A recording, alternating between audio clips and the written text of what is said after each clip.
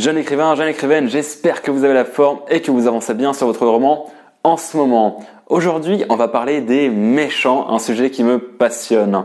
Alors, aujourd'hui également, un nouveau concept, voilà, où je vous emmène en vadrouille avec moi. Je vous dis pas où, vous le saurez en fin de vidéo. En tout cas, j'espère que le concept va vous plaire.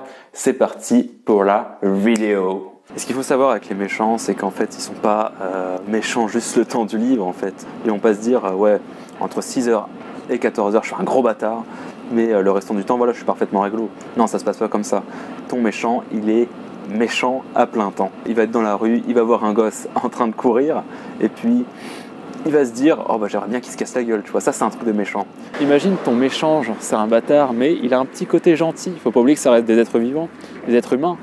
Donc il peut être très bien être méchant, mais genre avoir une grand-mère par exemple, auquel il prend grand soin, genre un petit animal de compagnie, tout mignon, tu vois, qui pourrait être vraiment sympa.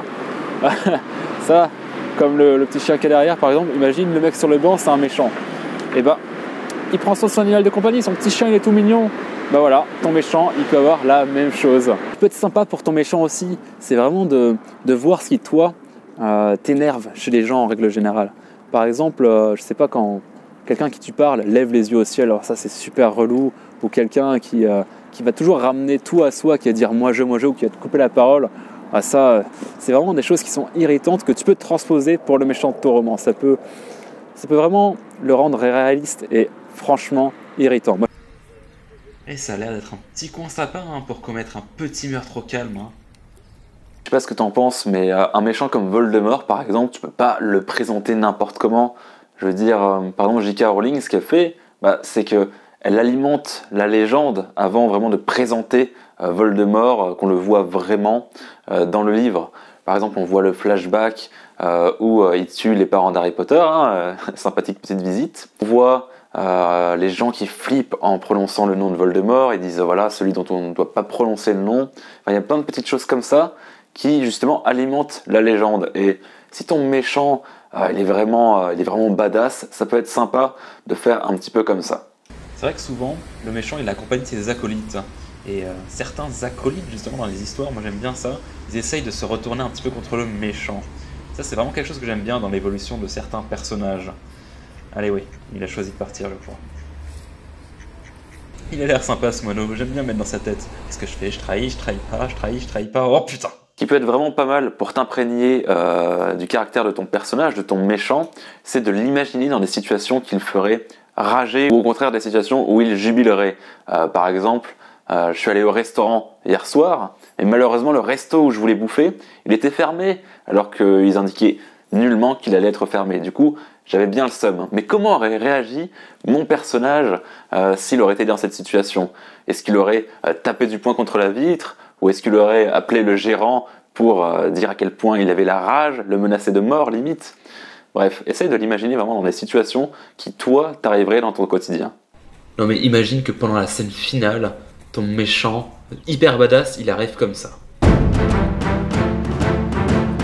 Il y a un truc qui peut être drôle aussi, c'est par exemple, imagine ton perso, genre il est dark à 99%, il s'habille en noir, il fait une sale gueule, un peu type Voldemort.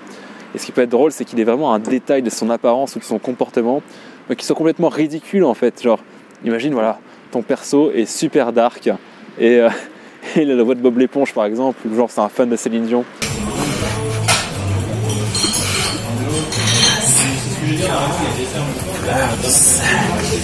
Je me demande vraiment à quoi il pense là. Mais qu'est-ce qui est arrivé dans la vie de cet homme pour qu'il en arrive là? Goodbye my lover, goodbye my friend. Les métaphores, ça c'est vraiment génial quand tu veux parler des méchants. Par exemple, admettons que ton méchant, je sais pas, il pue la merde. Bah là tu peux vraiment te faire plaisir sur les métaphores que tu peux utiliser. Tu peux comparer son odeur putride à des détritus, à je sais pas, un fond de camembert que tu retrouves dans un frigo par exemple. J'avais vu ça quelque part, je sais plus où c'est.